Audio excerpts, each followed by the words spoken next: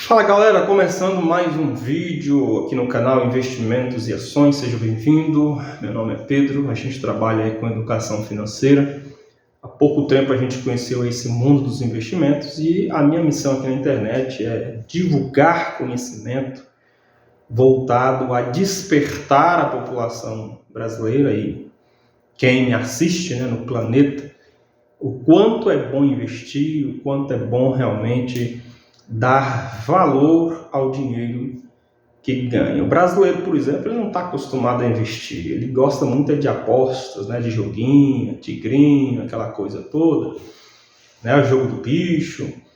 E quando se fala de investimentos, o brasileiro conhece muito pouco. Eu acredito que o Brasil ele seria um outro país se nas escolas ensinasse educação financeira. As crianças, jovens já poderiam sair do colégio já com aquela mentalidade de investidor, já com aquela mentalidade de dar mais valor ao que ganha, de nunca gastar mais do que ganha. Eu acredito que o país seria um outro país se as autoridades, tanto na esfera federal, estadual e municipal, e se enganjasse em oferecer uma qualidade de ensino melhor para as pessoas, voltada para a educação financeira, tá certo? Bem, o tema de hoje é: os fundos imobiliários é o fim? É o fim dos fundos imobiliários? Eu vou querer a sua opinião aí nos comentários, Mas antes disso, inscreva-se no canal, nos dá uma força aí, nos ajude a divulgar a educação financeira para a galera, tá certo? Curta, comente, compartilhe, seja bem-vindo ao canal. Aqui a gente não é o detentor do conhecimento, até porque a gente está aprendendo dia após dia com vocês e a gente o que sabe passa, também a gente recebe, de quem realmente sabe. Então é uma troca de conhecimento, tá certo? Mas vamos lá. Existem vários tipos de classes de ativos, vários. Nós temos ETFs, O que é um ETF? É como se você tivesse aí na sua cozinha uma cesta de frutas e dentro dessa cesta tem ali banana, maçã, laranja, abacate, ameixa, pêssego, várias frutas dentro de uma cesta, tá certo? Então o ETF é um pacote de ações, digamos assim, na verdade são pacote de ações de empresas. Quando você investe em um ETF, você está investindo em várias empresas. Vou te dar um exemplo do ETF SPY, que é um ETF que eu invisto lá no mercado americano. Então, através do SPY, eu consigo investir na Microsoft, eu consigo investir na NVIDIA, eu consigo investir nessas grandes Big Techs, lá dos Estados Unidos, dentro de apenas um investimento, que é um ETF nesse SPY. Mas existem outros ETFs. O SPY tem o IVVB11, ou o IVV, digamos assim, lá na Bolsa Americana. São exemplos de ETFs, tá certo? O QQQ e por aí vai. ETF é um tipo de ativo, uma classe de ativo, melhor dizendo, que você pode investir. Existe ETF voltado para o mercado brasileiro? Existe. E existe o ETF voltado para o mercado também americano. Bem, é uma classe de ativo. Para você investir, você precisa estudar, pesquisar como é que funciona, aquela coisa toda, tá certo? O canal não faz recomendação. Eu não recomendo você a sair investindo por aí seu dinheiro em qualquer coisa. O que eu estou falando aqui, estou apenas é uma coisa didática, estou orientando, ensinando para você investir numa classe de ativos. Investir em algo, você precisa estudar primeiro, igual eu estou falando, dê valor ao seu dinheiro, O seu dinheiro é ganho com muito suor, com muito sacrifício, Então, antes de você investir em algum ativo, você vai estudar primeiro. Tá certo? Pois é. Uma outra classe de ativos é chamado de criptomoedas. O que é uma criptomoeda? É uma moeda digital, né? Nós temos o Ethereum, nós temos a Solana, o Elon Musk, que é do braço direito do Donald Trump lá nos Estados Unidos, ele investe muito em Dogecoin,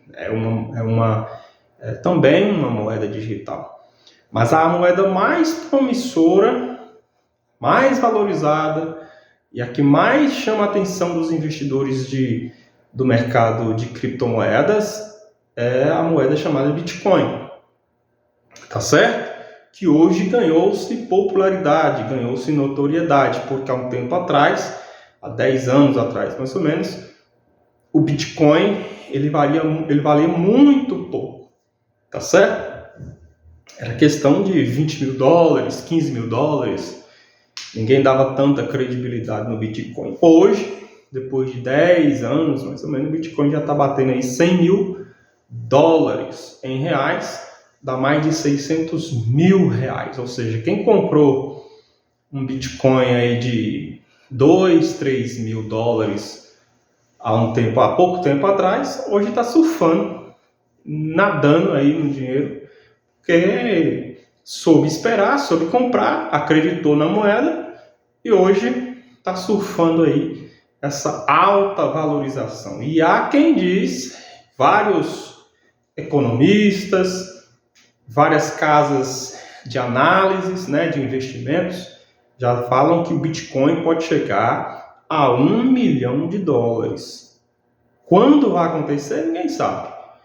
Mas dentro de uma década mais ou menos, o Bitcoin saiu de poucos mil dólares para 100 mil dólares. Então, de 100 mil dólares para 1 milhão de dólares é daqui para ali. Então, é uma moeda promissora, tá certo? Mas antes de você investir seu dinheiro em Bitcoin, estude primeiro como é que funciona a moeda, como é que se aplica o seu dinheiro no mercado digital, tá certo? Então é uma outra classe de ativos. Nós temos também uma outra classe de ativo que é chamado de ações. Aí nós temos ações brasileiras e nós temos ações do mercado americano. Tá certo? Mas antes de você investir também nessa classe de ativo, você precisa estudar o mercado, você precisa estudar direitinho como é que funciona as empresas, a política de distribuição de dividendos, né, para os seus acionistas. Tem que ver qual é o seu perfil realmente de investidor primeiro, se é um perfil conservador, se é um perfil moderado, um perfil agressivo ou arrojado, tá certo? Então, as ações, a gente aqui no mercado brasileiro, aqui no Brasil, a gente tem ações de empresas boas pagadoras de dividendo e temos ações também na Bolsa de Valores voltadas para empresas de crescimento. Vou dar um exemplo, por exemplo, de empresas que não pagam dividendo para os seus acionistas. O que é dividendo? Antes de qualquer coisa, o que é dividendo? Dividendo é o lucro que uma empresa ela distribui para os seus acionistas, tá certo? Ou seja, uma empresa tem 100% de lucro, ela pega ali 40%, 45%, que a gente chama de payout, e distribui o lucro, distribui parte desse lucro com seus acionistas. Então nós temos empresas de crescimento que não vai distribuir dividendo porque o lucro elas injetam nelas mesmas para crescimento. Um exemplo, a Prio, né? A Prio lá do Rio é uma empresa de petróleo que trabalha com petróleo, né? A gente chama de small cap, mas é uma empresa que todo o seu lucro ela reinveste nela mesma. Ou seja, aquele CAPEX que a empresa tem, aquele lucro todo que a empresa tem em caixa, ela reinveste nela mesma, tá certo? Para quem sabe, futuramente, ela, depois que ela já atingir todos os seus objetivos, ela assim possa então distribuir esse lucro com seus acionistas. Mas a prioridade no momento é pegar esse lucro e reinvestir nelas mesmo, tá certo? Tem a PetroRio, que eu acabei de falar agora. Tem a WEG também, que é uma das excelentes, uma das melhores empresas no Brasil, uma empresa de tecnologia. Os seus produtos são cotados em dólar, tanto que com essa alta do dólar aí agora aí, a empresa se beneficia e muito, tá certo? Então quem pegou o WEG há um tempo atrás aí, a um valor de ação bem inferior, hoje está surfando aí no dinheiro, né? Porque as ações valorizaram muito, muito mesmo, tá certo?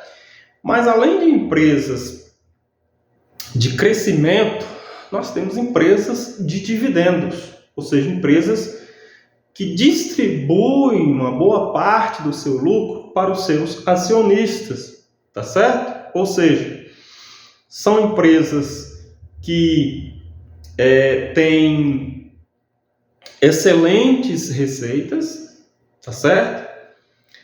O lucro que essas empresas têm lucro tremendo. A parte desse lucro elas distribuem para os seus acionistas. Vou dar um exemplo para você. Banco do Brasil. Banco do Brasil é uma empresa que está no mercado desde 1808.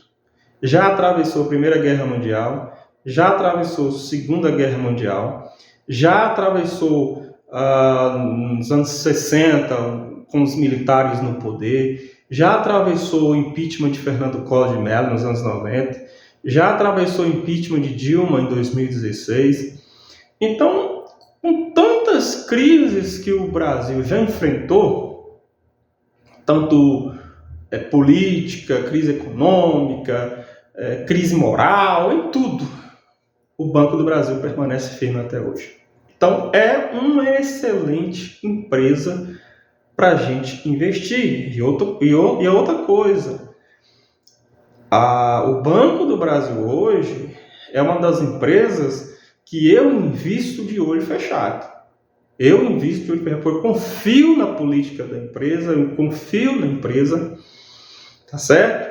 Até que me prove o contrário, tá certo? Mas no momento, eu vou continuar investindo na empresa. É uma excelente pagadora de dividendos. A gente costuma dizer que é uma vaca leiteira, tá certo? É como se fosse um fundo imobiliário no mercado de ações.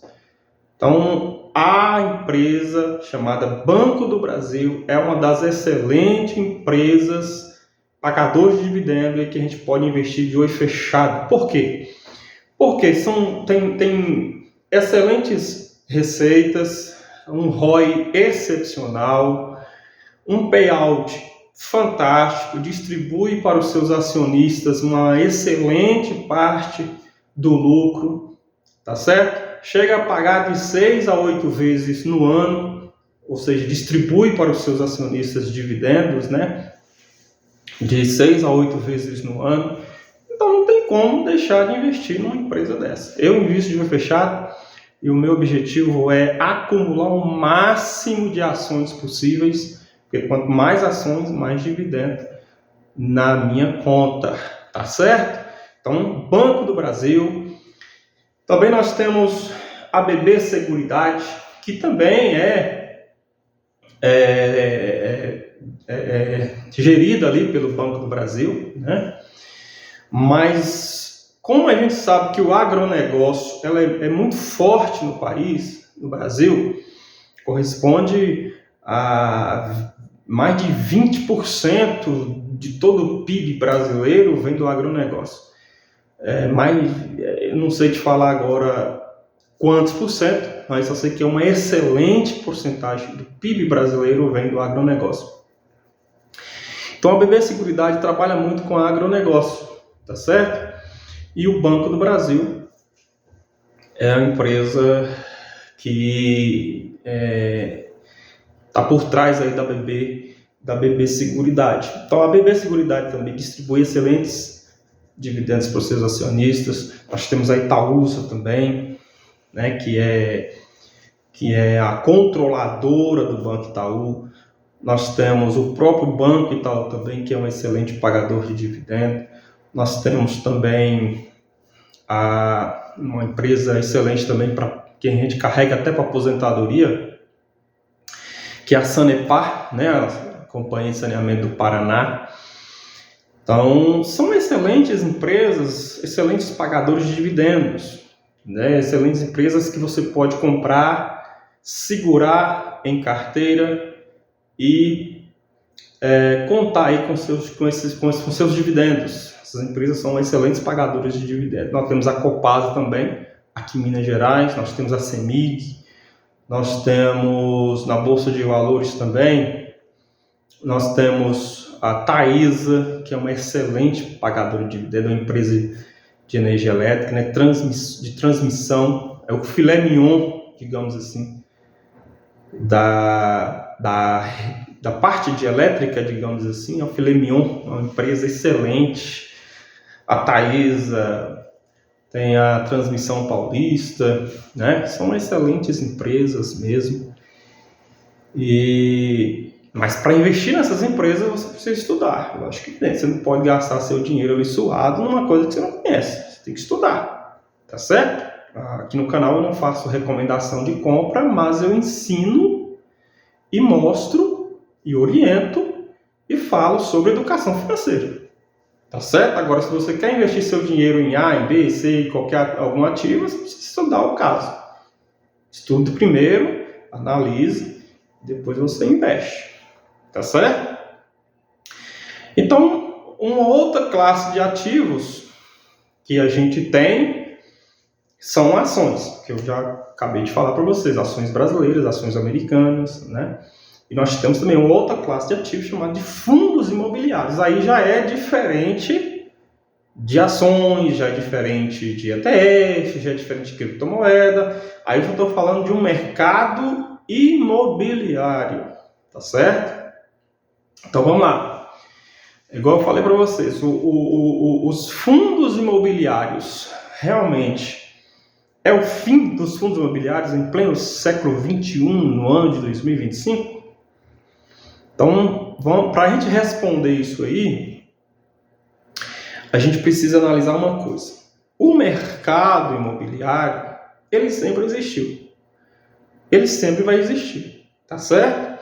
Agora, os fundos imobiliários é uma classe de ativos nova em relação a ações, né? Em relação a alguns outros, a uma outra classe de ativo. Então, é uma classe mais nova. Mas dentro da classe de fundos imobiliários, a gente precisa entender algumas coisas.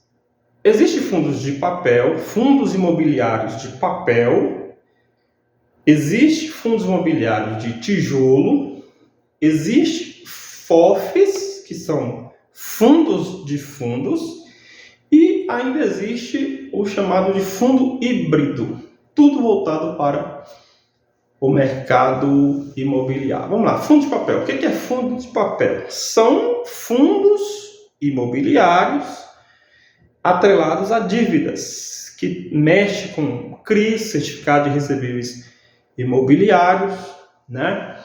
Então, dentro dos fundos de papel, nós temos uns fundos de papel de mais risco e de menos risco. Os de mais risco são aqueles que pagam maiores dividendos, mas você corre mais risco também. Os fundos de papel de menor risco, às vezes, te dá uma segurança melhor. Vou dar um exemplo, por exemplo, de um fundo imobiliário de papel que ele de baixo risco, digamos assim, mas é um fundo mais seguro, tá certo? Exemplo, o KNCR11, que é um fundo de papel, tá certo? A cota dele, no momento, está variando aí entre 99 a 100 reais. Está com PVP excelente no momento para compra. O que é PVP? Preço sobre valor patrimonial. Em fundo de papel, você tem que analisar uma coisa. O PVP ele é muito assertivo. Você não pode, por exemplo, comprar um fundo de papel custando aí 1,15 de PVP, ou seja, ele vai estar muito acima do seu valor patrimonial, tá certo? Então, vamos lá, quais as características para você avaliar se um fundo de papel é excelente ou não? Primeiro, você precisa avaliar o valor patrimonial. Esse fundo tem que ter um valor acima de 500 milhões de reais. Uma liquidez média diária. O que é a liquidez? É o quanto as pessoas estão negociando as cotas deste fundo no dia na Bolsa de Valores, né? Se essa negociação é acima de 1 milhão, é um fundo excelente. PVP de 0,35 até 1,1, 1,2 ainda dá para levar em consideração em fundos de papel. O histórico do fundo tem que ter um histórico bom, 4, 5 anos já de Bolsa de Valores. E a política de dividendos, um histórico de dividendos constante, né, recorrente. Não é aquele fundo que deixa de pagar um mês e paga no outro. É um fundo que está sempre pagando dividendos. Tá certo? E o dividend yield, que precisa estar ali acima de 10%. Tá certo? E acima de 10% é um excelente fundo imobiliário, mas também não pode ir só pelo dividend yield, porque às vezes o fundo paga um excelente dividendo de 15, 20% de dividendo, mas na verdade é um fundo muito arriscado. Então tem que ter cuidado com isso, tá certo? Então, fundos de papel, nós temos aí como eu disse, o KNCR, que é um fundo high grade, um fundo seguro, é um fundo atrelado à Selic. Quanto mais alta a Selic está, melhor as cotas desse fundo, a valorização da cota desse fundo. E quando está a Selic baixa, a tendência da cota também é baixar, tá certo? MXRF11 também é um outro fundo de papel, mas esse já é híbrido. Por que é híbrido? Porque ele é atrelado a dívidas, certificado de recebíveis imobiliários, e também tem algumas lajes em seu portfólio, por isso que fala que ele é híbrido, certo? Agora, fundo de tijolo já é diferente, você está investindo em imóveis, literalmente, imóveis físicos realmente, tá certo? Dentro da classe de ativos de fundos imobiliários do segmento tijolo, a gente tem o segmento de shopping, a gente tem o segmento de lajes corporativas, nós temos o segmento de galpões logísticos, né? E nós temos também fundo de tijolo híbrido, né? Vou explicar para vocês agora. O que acontece? Fundo de tijolo, fundo imobiliário do segmento tijolo, também tem que ter essas características também, para ser um fundo bom. Ele precisa ter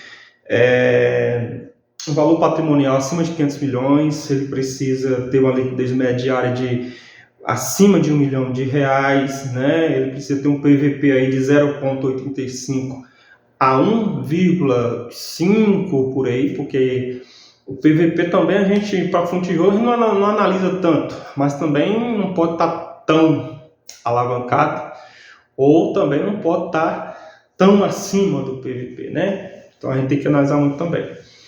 O dividend yield também acima de 5% e abaixo de 15%, né? A gente avalia muito aí essa questão essas características que faz com que o fundo imobiliário de tijolo seja bem quisto, digamos assim, tá certo?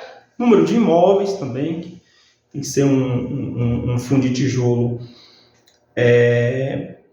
com um maior número de diversificação, digamos assim, e vacância, que a gente analisa muito, os inquilinos, né? Quanto menor a vacância, melhor. A vacância abaixo de 10 é excelente, tá certo? O que é vacância? Quanto menor espaço aquele fundo tiver desalugado, melhor para nós, tá certo? Quanto mais aluguel, melhor. Quanto menor a vacância, melhor. É isso que eu estou querendo dizer, tá certo?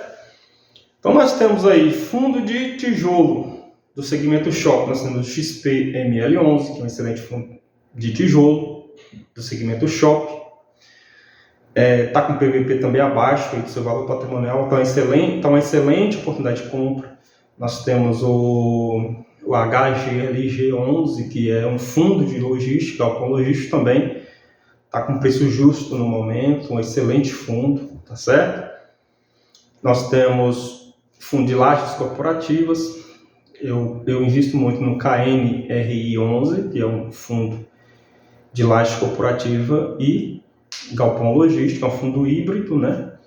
E também invisto no BTLG, que é o fundo de galpão logístico, o fundo HGLG, que também é um fundo de galpão logístico, XPLG, que também é um outro fundo de galpão logístico. Então são excelentes fundos, tá certo? Então, galera, para você que ficou aí até o final, deixa aí nos seus comentários aí. Você acha que os fundos imobiliários vai se findar em pleno 2025? O que você acha? Escreva aí nos comentários aí. Vamos espalhar educação financeira para a galera, porque o pessoal precisa realmente de conhecer um pouco mais sobre educação financeira. Tá certo? Um abraço, fique com Deus. Até o próximo vídeo.